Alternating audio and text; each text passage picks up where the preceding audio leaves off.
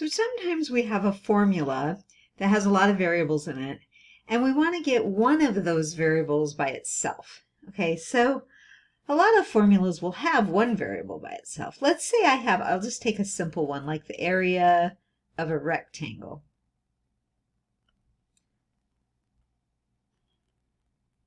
Oops, rectangle. Okay, the area of a rectangle is length times width.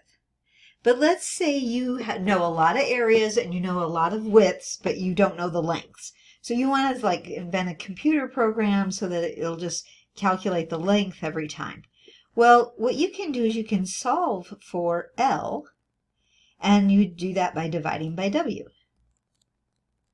Okay, so you have A over W equals, those cancel out, L. Now we have like a new formula. And it says L is equal to A divided by W. By the way, I don't know if I've mentioned this before, but in math, we care if you make an uppercase variable or a lowercase letter. So uppercase letter or lowercase letter. And so in science, they do that too. So you don't make them all like capital L and capital W. Stay with the formula with the way they give it to you. So that's just good practice in how to write these things out. Okay, because I see students do that sometimes. I don't blame them. I don't like the lowercase l because it looks like a 1 sometimes. But really, in the world of science and math, we have to be careful because sometimes, like in science, capital T is usually temperature.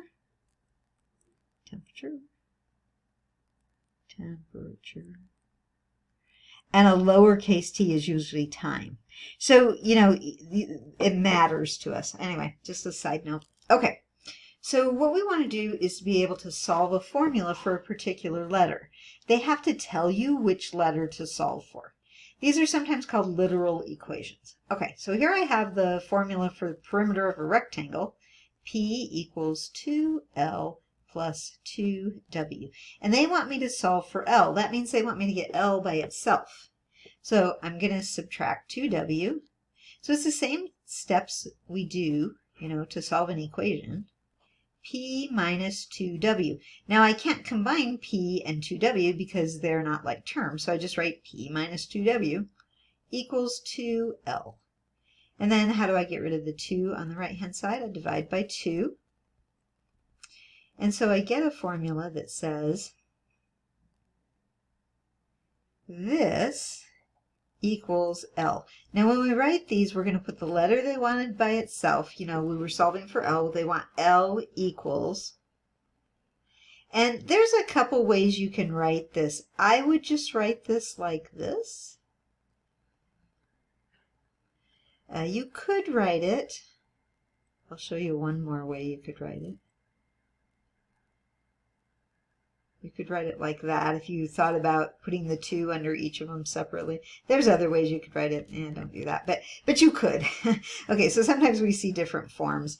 And on an exam, I'll know which ones are right and which ones are wrong. So I'm not picky about that. I would just leave it this way. Okay?